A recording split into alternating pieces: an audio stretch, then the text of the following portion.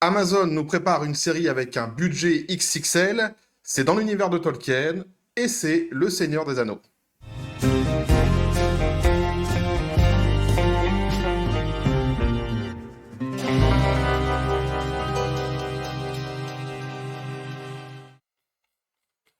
Et on va essayer de remettre un petit peu, j'avais parlé, remettre un peu dans le contexte, mais j'avais parlé un petit peu la dernière fois, déjà dans ma dernière vidéo.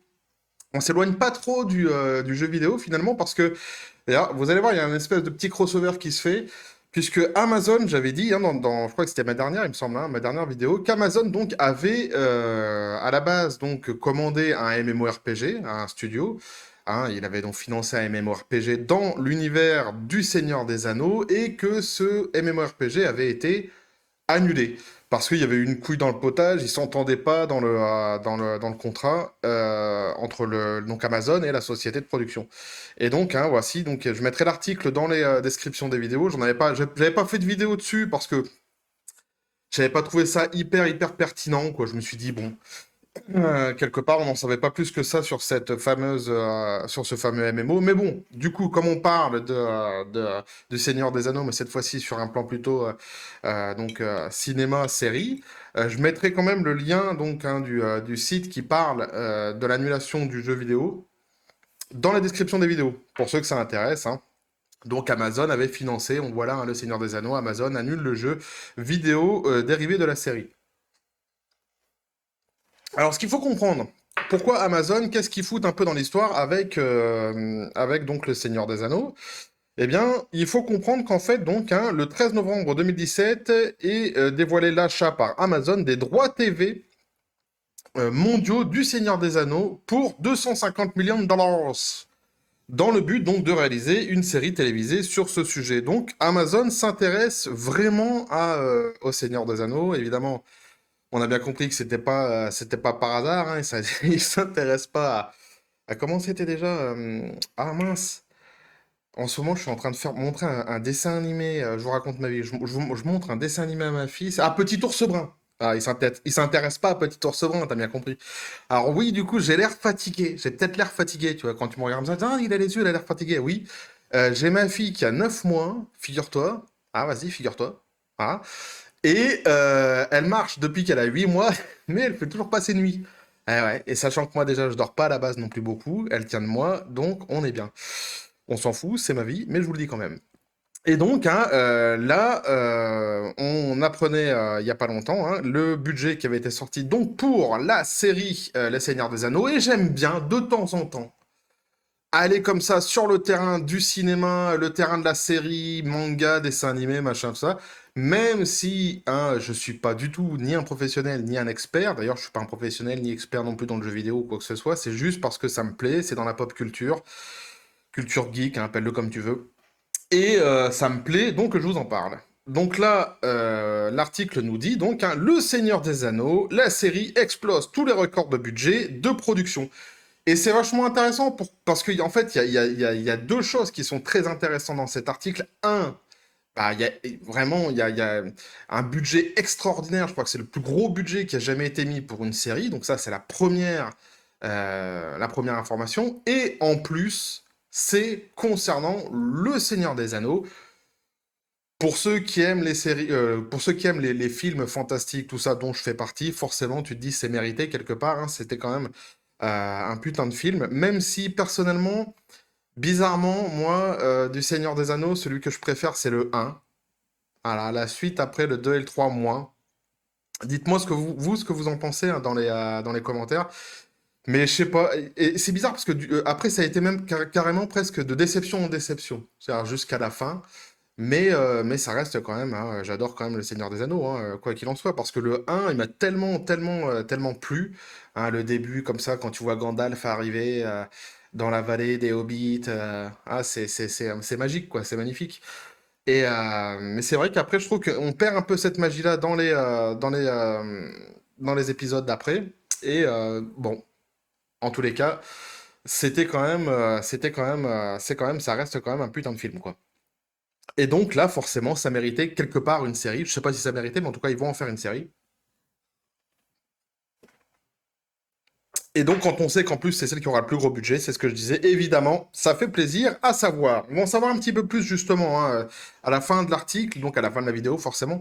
Ils disent un petit peu l'univers, tu sais, comment ça se passe, quoi que qu'est-ce. Donc, un projet pharaonique attendu comme leur précieux par les fans de la saga. La version en série du Seigneur des Anneaux. Et ouais, guillemets, voix des guillemets, pour ceux qui connaissent pas. Qu'est-ce qu'il fait? Qui tombe comme ça des nues. Bah, rhabille-toi déjà.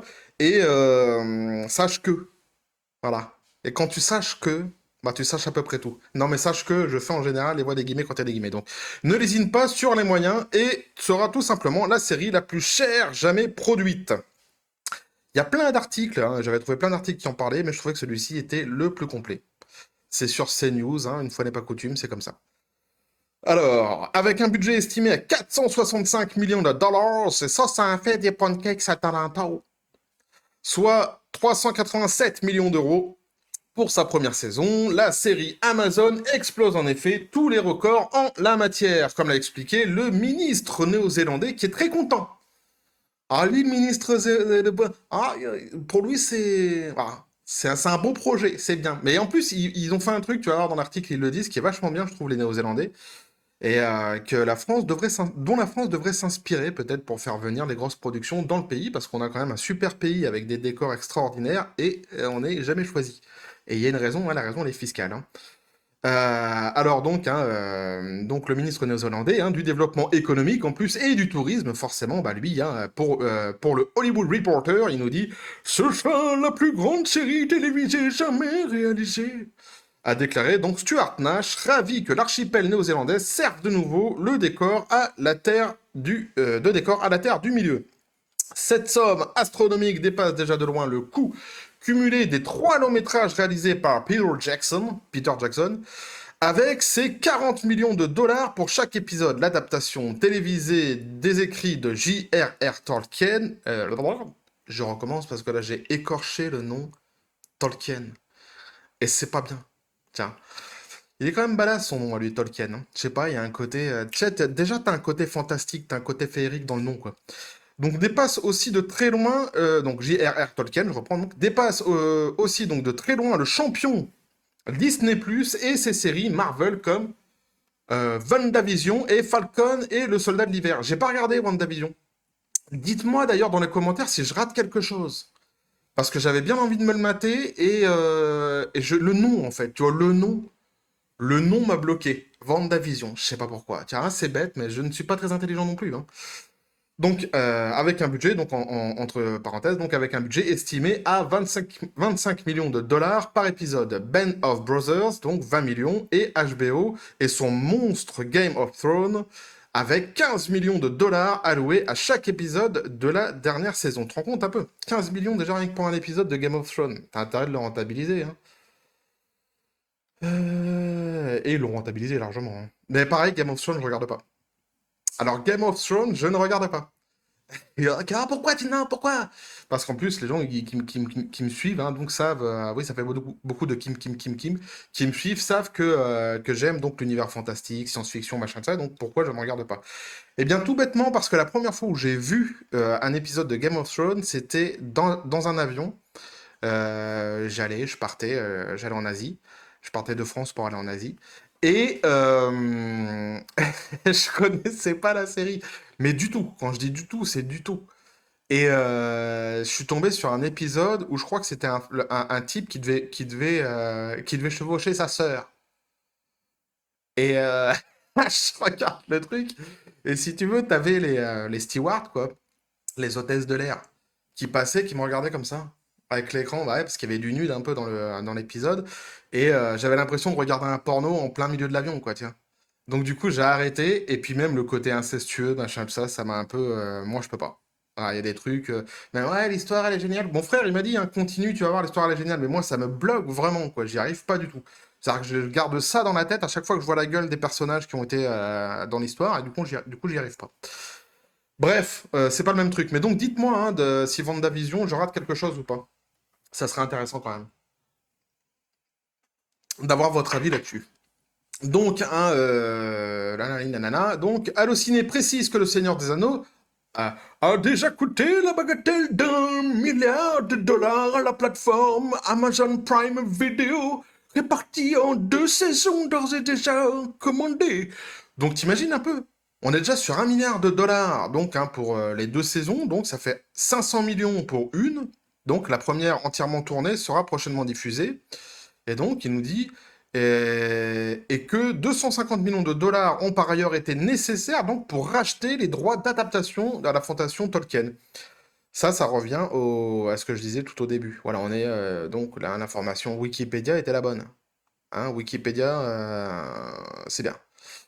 T'es un bon petit gars. On t'aime bien, Wikip. De son prénom Wikip, de son nom de famille, Edia, forcément.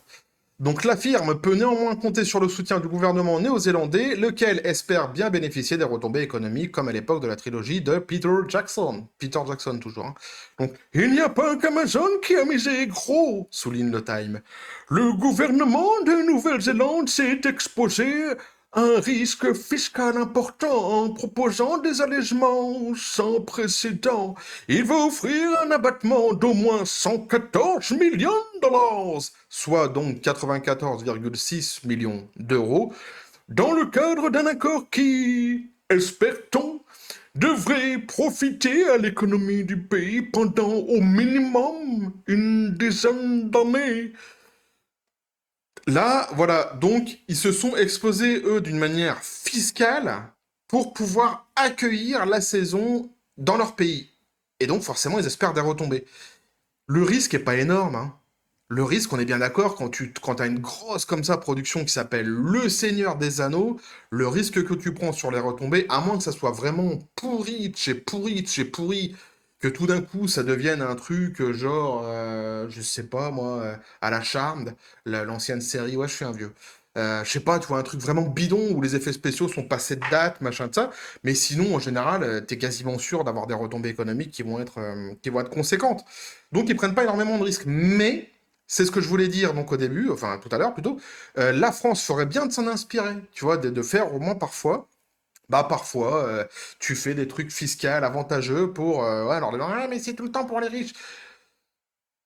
C'est pas faux, mais en même temps, si tu veux faire une série, surtout qui coûte 1 milliard de dollars en 2 saisons, donc 500 millions par saison, t'as intérêt d'avoir du pognon, on est d'accord. Donc c'est bon, hein. Donc c'est évident. Donc, mais si on veut nous pouvoir accueillir des séries comme ça en France, on serait bien avisé justement donc hein, de les aider financièrement. Toujours hein, pour la création. Moi, je suis pour la création. Donc, je suis pour la création, je suis pour l'imagination, je suis pour la France. On est trop encarté dans des dogmes à la con et des petites castes. Tu vois, les mecs, c'est toujours les mêmes acteurs, ils sont toujours entre eux, machin de ça. Ils permettent pas la création.